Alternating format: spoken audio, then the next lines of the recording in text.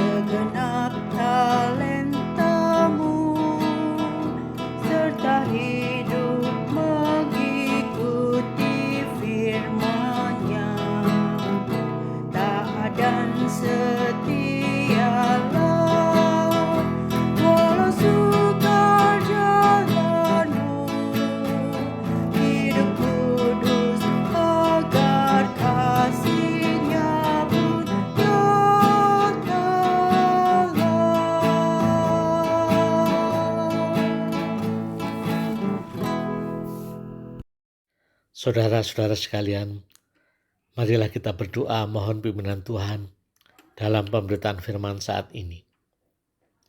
Ya Tuhan Bapa kami dalam surga, yang bersyukur kepadamu kalau saat ini yang boleh bersama kembali mengikuti persekutuan doa. Walaupun kami secara fisik berjauhan, tapi secara hati dan iman kami satu. Kami berkumpul untuk bersama bersekutu di dalam Tuhan. Ya Tuhan, kami nak merenungkan firman-Mu, juga berdoa syafaat, layakkanlah kami semuanya. Dalam nama Tuhan Yesus, kami telah berdoa.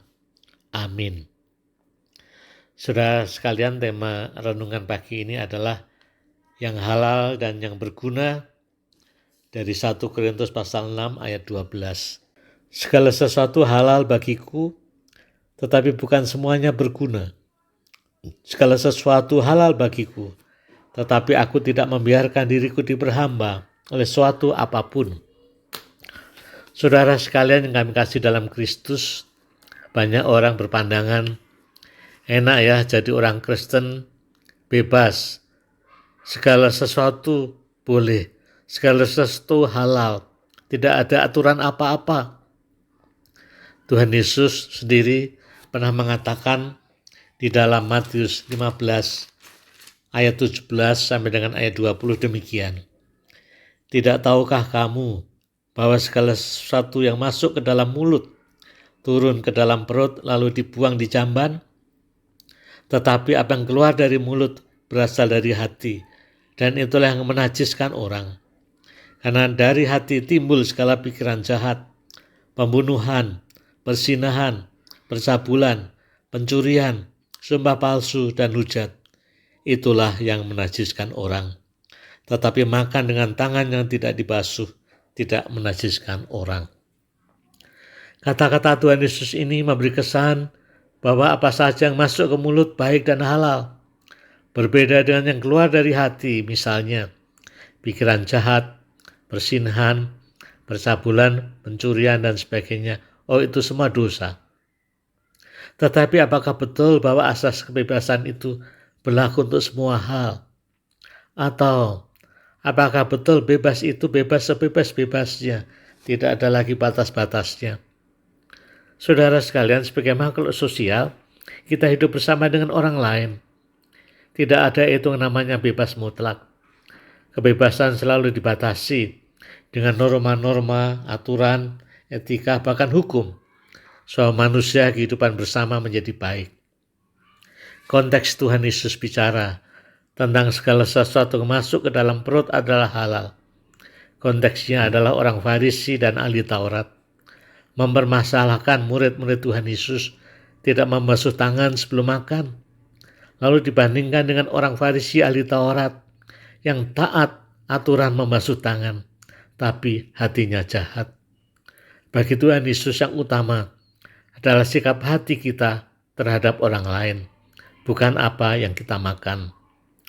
Saudara sekalian, pandangan Tuhan Yesus ini juga diperjelas oleh Rasul Paulus dalam 1 Korintus 6 ayat 12 yang kita baca tadi.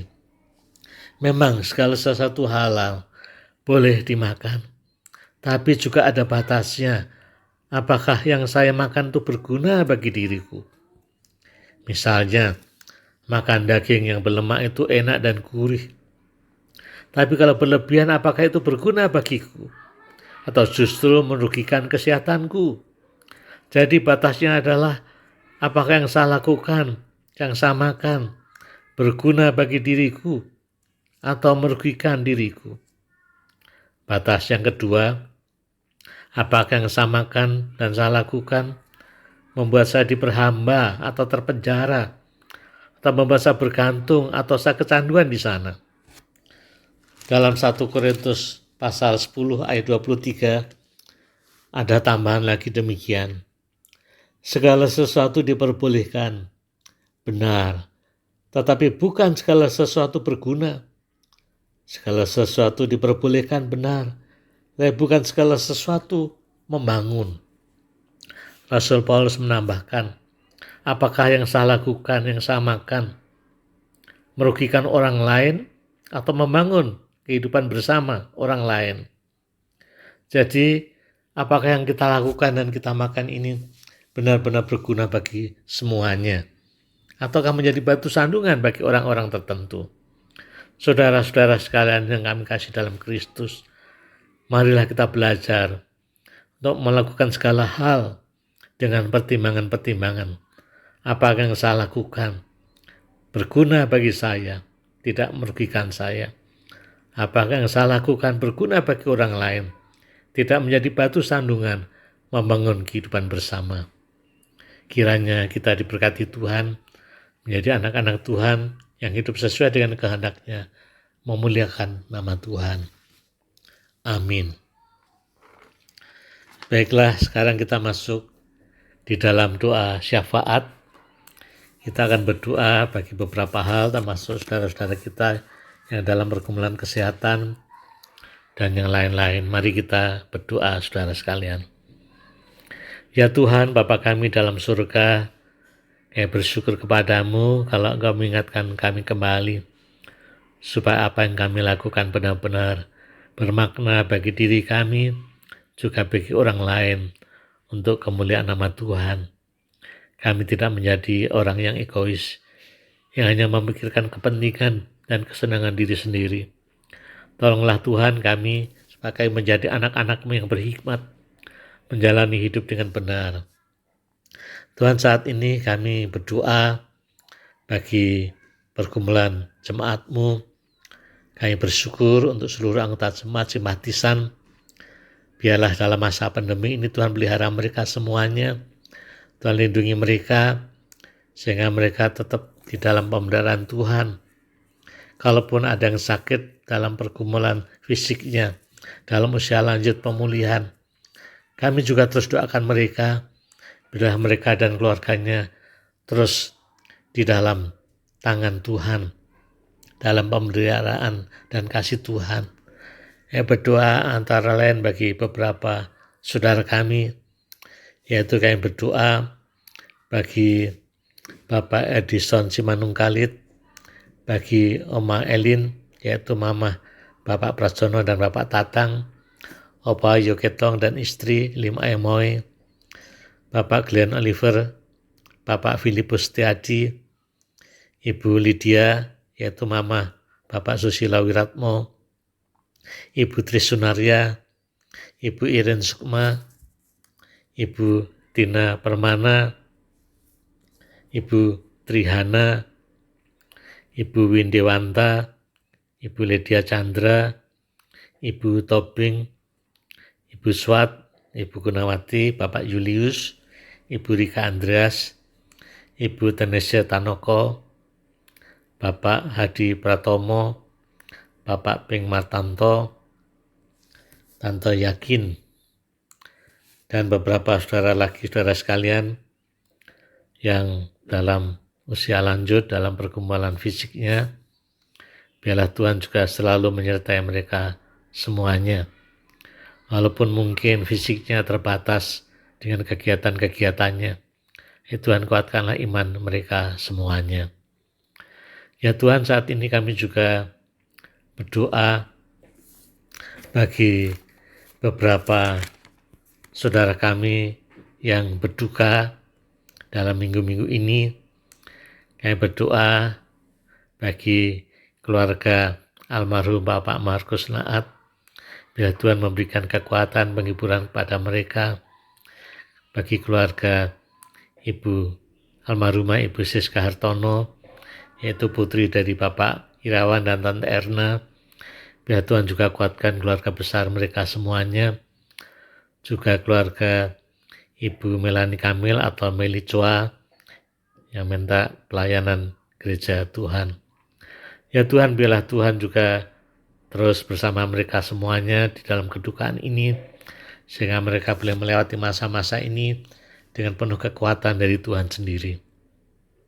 Saya berdoa untuk panitia HUT Taman Cipunut yang sudah terbentuk, di mana kami bulan Februari akan merayakan ulang tahun Cipunut. Biarlah Tuhan juga berkati itu semuanya, sehingga kami boleh merasa bersyukur, bersuka cita atas pimpinan Tuhan selama 1 abad lebih ini.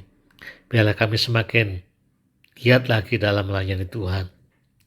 Ya Tuhan, kami berdoa untuk pemerintah dalam programnya vaksinasi untuk masyarakat, vaksinasi virus corona. Tuhan bimbing, berkati untuk pendistribusian dan pelaksanaannya, sehingga semuanya berjalan dengan baik dan masyarakat juga disadarkan pentingnya vaksinasi ini, sehingga mereka boleh mengikutinya. Karena inilah salah satu cara untuk bisa mengatasi pandemi ini. Tetapi biarlah juga masyarakat tetap mematuhi protokol-protokol kesehatan, terus bisa menjaga diri, sehingga semuanya kami seluruh masyarakat Indonesia boleh dilindungi oleh Tuhan.